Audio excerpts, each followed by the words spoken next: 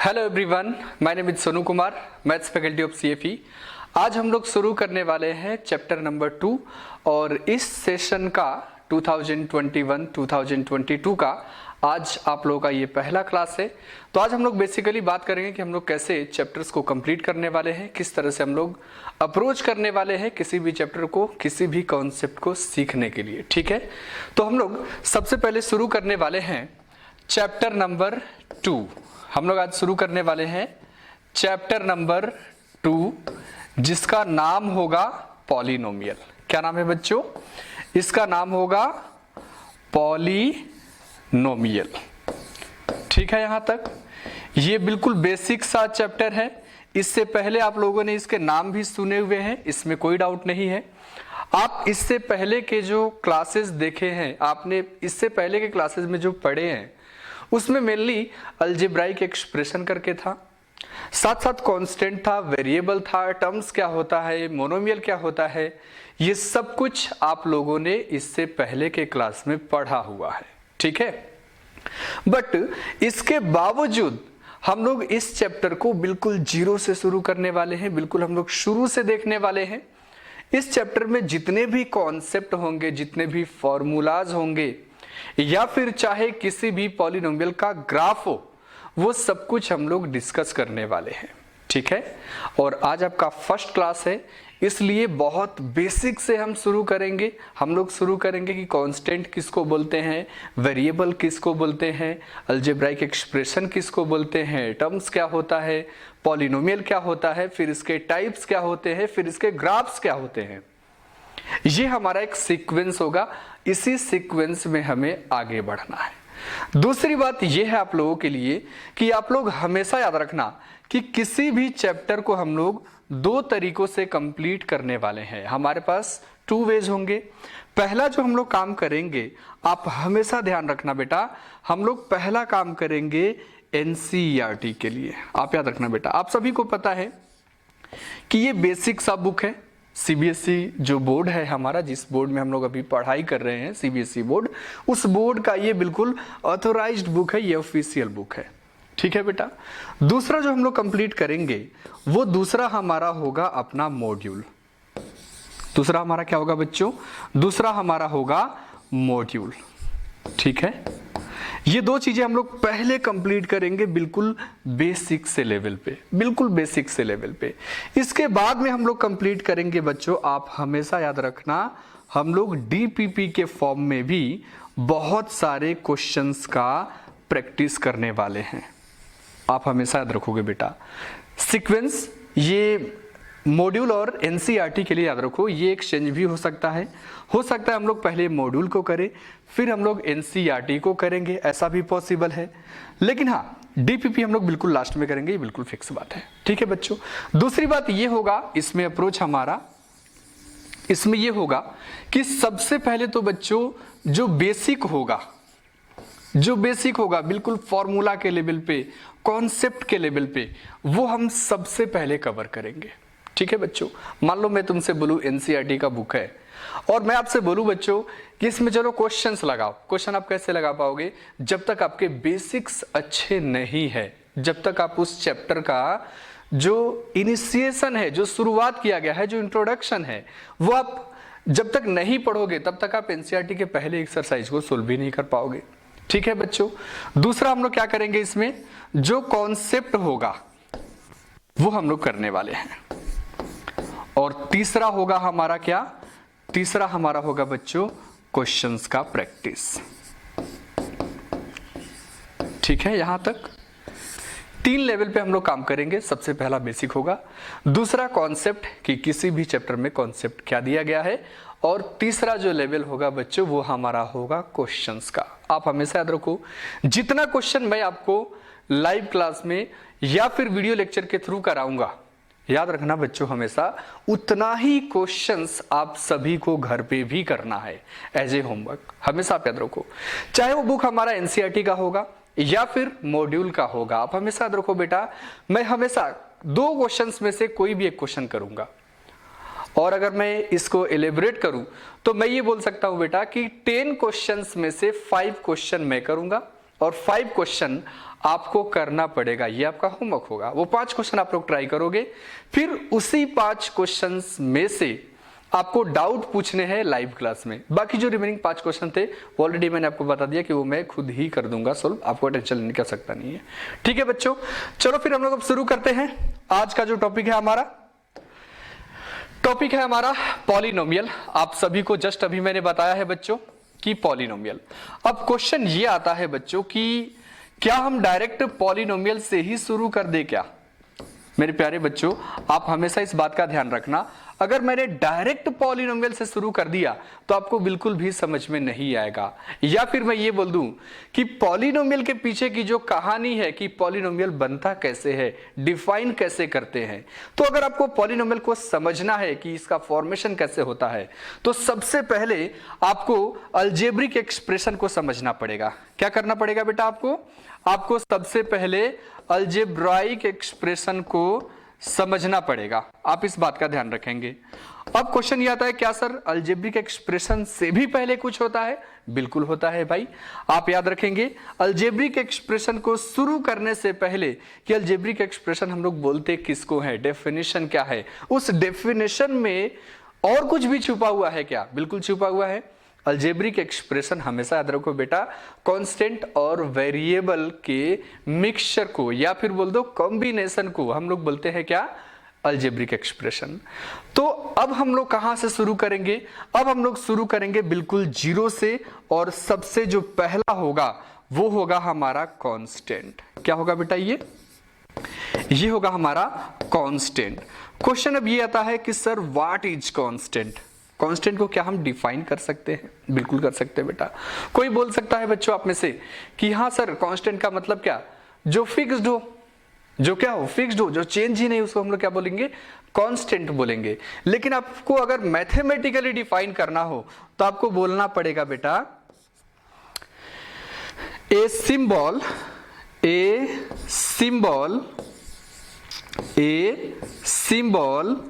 which has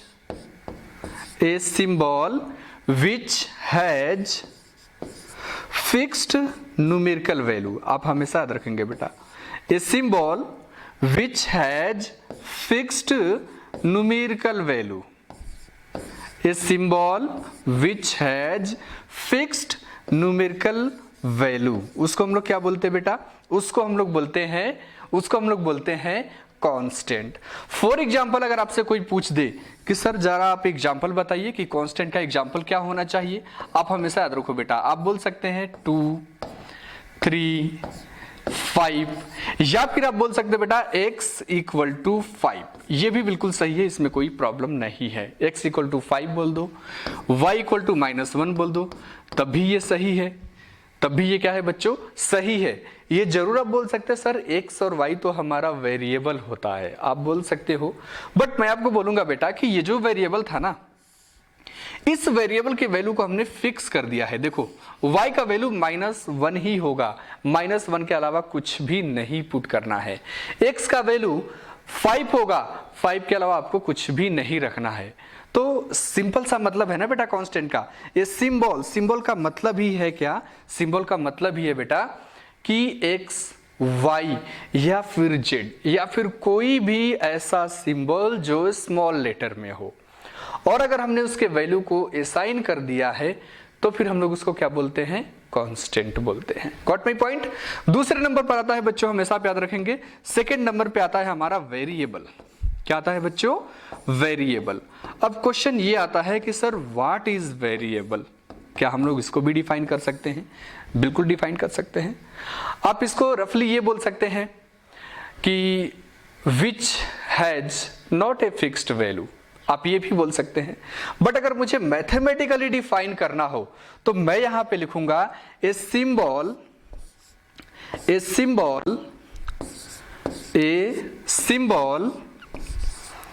which can take a symbol which can take different numerical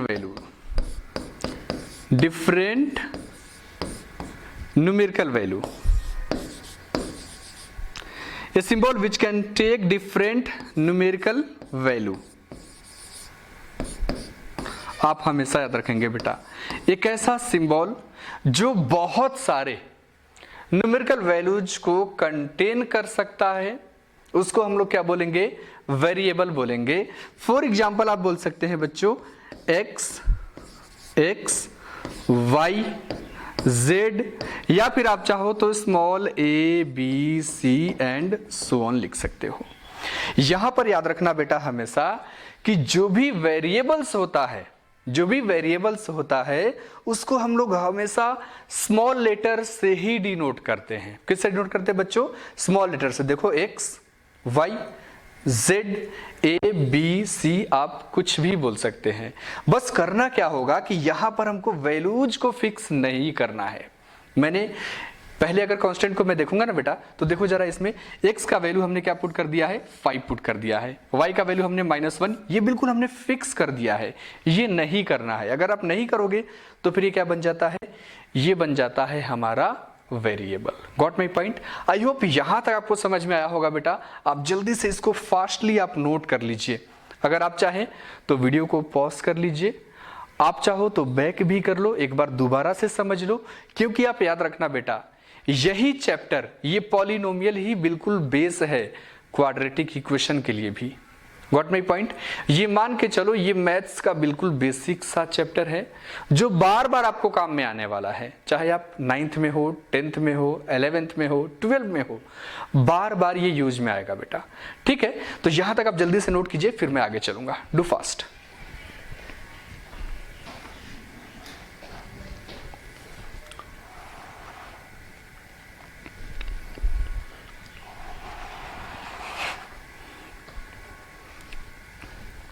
चलो बच्चों, I hope समझ में आ गया होगा। चलते हम लोग आगे।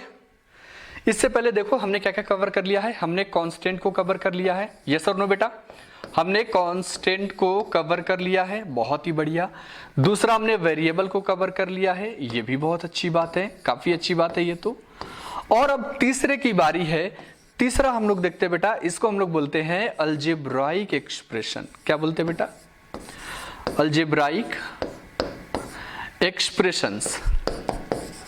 Algebraic expressions. ध्यान से समझना बेटा, बहुत सारे बच्चों को ये क्लियर ही नहीं हो पाता है कि सर अलजेब्राइक एक्सप्रेशन और पॉलिनोमियल में क्या फर्क होता है, क्या डिफरेंस होता है।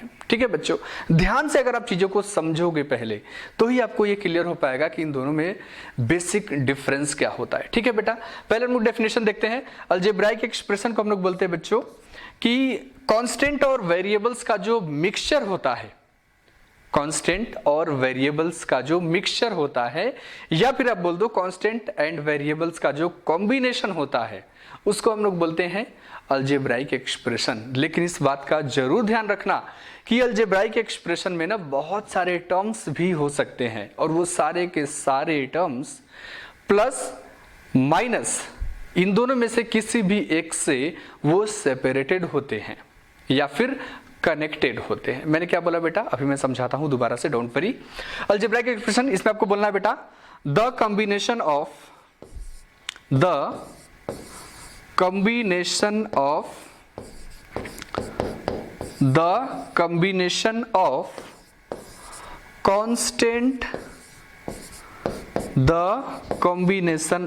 constant and variables, the combination of constant and variable which are connected by, या फिर आप बोल सकते हैं separated by, which are connected by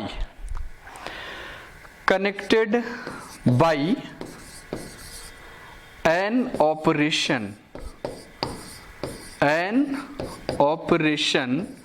operation में याद रखना बच्चों, ऑपरेशन में होगा या तो प्लस या फिर माइनस, या तो प्लस या फिर माइनस। ध्यान देना बेटा, the combination of constant and variables which are connected by an operation plus और माइनस। फॉर एग्जाम्पल अगर मैं आपसे बात करूं बेटा, तो आप ध्यान देंगे जरा। एग्जाम्पल के फॉर्म में अगर मैं बात करूं आपसे कि अलजेब्रिक एक्सप्रेशन हम लोग किसको बोलेंगे, तो बेटा आप याद रखना कांस्टेंट और वेरिएबल का मिक्सचर। मान लो मैं बोलता हूं बेटा कि 2x cube plus 2x minus 5, क्या ये अलजेब्रिक एक्सप्रेशन है? ये बिल्कुल अलजेब्रिक एक्सप्रेशन है। आप दूसरा एग्जांपल भी लिख सकते हैं बेटा कि root under x plus 5x to the power 3 plus 9। इसमें देखो 3 टर्म्स है, ये पहला है, ये दूसरा है और ये तीसरा टर्म है, और ये तीसरा टर्म है। आप हमेशा ध्यान देंगे बेटा, ये पहला टर्म, ये दूसरा टर्म और ये है अपना तीसरा टर्म। Got my point? एक बात आप जरूर ध्यान से समझ लेना बेटा कि ये तो अलजेब्राइक एक्सप्रेशन है, ये तो अलजेब्राइक एक्सप्रेशन है, बिल्कुल सही बात है भाई। साथ साथ ये पॉलिनोमियल भी है, साथ साथ ये पॉलिनोमियल भी है। आप याद रखना ये बात, मैं जब पॉलिनोमियल पढ़ाऊंगा ना तो वहां पे मैं क्लियर करूंगा बेटा, वहां पे मैं क्लियर करूंगा। इस दूसरे वाले की मैं बात करूं तो ये अलजेब्राइक एक्सप्रेशन है लेकिन पॉलिनोमियल नहीं है मेरे प्यारे बच्चों, बड़े ध्यान से समझना। यही बहुत बड़ा डिफरेंस है एक अलजेब्राइक एक्सप्रेशन में और पॉलिनोमियल में, बहुत ध्यान से समझना बेटा, ठीक है? ये क्यों होता है ऐसा, ये मैं आगे चल के क्लियर करूंगा। इस रूट के वजह से, ये जो रूट आपको दिख रहा है ना बेटा, इस रूट के वजह से ये सिर्फ और सिर्फ एक अलजेब्राइक एक्सप्रेशन है, पॉलिनोमियल नहीं है। Got my point? चलो भाई अब आगे चलते हैं हम लोग। हमारा अपने पास हो गया बेटा, अभी तक हमने कांस्टेंट आपको पढ़ा दिया, वेरिएबल आपको पढ़ा दिया, साथ साथ हमने अलजेब्राइक एक्सप्रेशन भी आपको मैंने पढ़ा दिया है, ठीक है बच्चों? अब फोर्थ नंबर पे हम लोग बात करते हैं कि टर्म्स किसको बोलेंगे। टर्म्स, टर्म्स हम लोग किसको बोलेंगे? आप हमेशा याद रखना बेटा, टर्म्स का मतलब होता है, टर्म्स का मतलब होता है कि algebraic expression, various algebraic expression, बहुत सारे अलजेब्राइक एक्सप्रेशन जो सेपरेट होते हैं, जो सेपरेट होते हैं या फिर कनेक्टेड होते हैं प्लस या फिर माइनस से, प्लस या फिर माइनस से, तो उन सभी एक्सप्रेशंस को हम लोग बोलते हैं टर्म्स। मैंने क्या बोला, ध्यान से समझना बेटा, ध्यान से समझना बेटा। मैंने बोला आपसे कि मान लो मैं बोलता हूं 3x का power 4 minus 7x square plus 5, तो मैंने बोला है बेटा आपसे कि various algebraic expressions which are separated by an operators, वो ऑपरेटर्स होगा प्लस या फिर माइनस, प्लस या फिर माइनस। तो फिर ये जितने भी एक्सप्रेशंस होंगे इन्हीं को हम लोग क्या बोलते हैं बेटा, इन्हीं को हम लोग बोलते हैं टर्म्स, इन्हीं को हम लोग क्या बोलते हैं, टर्म्स बोलते हैं। तो अगर मैं इस पार्टिकुलर एग्जांपल की बात करूं 3x to the power 4 minus 7x square plus 5, तो इसमें नंबर ऑफ टर्म्स कितने हो जाएंगे बेटा, इसमें नंबर ऑफ टर्म्स कितने हो जाएंगे, जल्दी से बोल दो, इसमें नंबर ऑफ टर्म्स हो जाएंगे 3 के बराबर। Got my point? कोई आपसे बोले कि 3x टू द पावर 5, अब आप बताओ इसमें कि नंबर ऑफ टर्म्स कितने होंगे, नंबर ऑफ टर्म्स कितने होंगे इसमें, ध्यान देना बेटा। कोई ऐसा नहीं बोलना कि 3 into x to the power 5 है तो 3 पहला टर्म, x दूसरा टर्म और ये 5 तीसरा टर्म, ऐसा गलती मत करना बेटा। क्या बोला गया है, टर्म्स का मतलब ही है कि बहुत सारे अलजेब्राइक एक्सप्रेशन होंगे छोटे छोटे से, जो कनेक्टेड होगा किससे, प्लस से या फिर माइनस से, प्लस से या फिर माइनस से। तो यहां पर देखो बेटा, इसके अलावा कोई है जो प्लस या फिर माइनस से कनेक्ट हो रहा हो इससे? आपने बोला नहीं सर। तो फिर याद रखो बेटा, ये पूरा का पूरा एक सिंगल टर्म है, ये पूरा का पूरा एक सिंगल टर्म है, तो नंबर ऑफ टर्म्स इसमें कितना हो जाएगा बेटा, 1 हो जाएगा, और यही हमारा आंसर भी हो जाएगा। Got my point? समझ में आ रही बात, नहीं आ रही है? तो बच्चों देखो, आराम आराम से चलो, बिल्कुल परेशान होने की जरूरत नहीं है, टेंशन लेने की आवश्यकता भी नहीं है इसमें, ठीक है? आप बड़े आराम से सारी चीजों को समझ सकते हो, सब कुछ आप समझ सकते हो, बस आप इस बात पर जरूर ध्यान देना बेटा कि आपका बेस बहुत अच्छे से क्लियर होना चाहिए। अगर आपका बेस बहुत बढ़िया ढंग से क्लियर नहीं है तो फिर आगे दिक्कत आती है बेटा। ये पॉलिनोमियल पर मैं क्यों इतना जोर दे रहा हूं बेटा, क्योंकि ये एक ऐसा चैप्टर है जो बहुत सारे चैप्टर्स में लिंक्ड है। कम से कम 5 चैप्टर आपको जरूर मिलेंगे बेटा। पॉलिनोमियल है, अलजेब्राइक एक्सप्रेशन हो, अलजेब्राइक एक्सप्रेशन है, पॉलिनोमियल है, अलजेब्राइक एक्सप्रेशन, ये दोनों एक होते हैं। आप यही बोल सकते हैं बेटा कि क्वाड्रेटिक इक्वेशन हो जाएगा हमारे पास, अर्थमेटिक प्रोग्रेशन हो जाएगा हमारे पास, और बाकी तो 9th क्लास में बहुत सारे चैप्टर है जो आपने पढ़ के आए हैं। ठीक है, तो आई होप यहां तक आपको समझ में आया होगा। ठीक है बच्चों, मिलते हैं हम लोग आज के लाइव क्लास में। आज के लिए इतना ही है, तब तक के लिए bye bye, take care all of you. और आप लोग बस इसको रिवाइज करके आओ बेटा लाइव क्लास में, मैं आप लोगों से क्वेश्चंस पूछ सकता हूं। ठीक है बेटा, चलो फिर मिलते हैं हम लोग अगली क्लास में।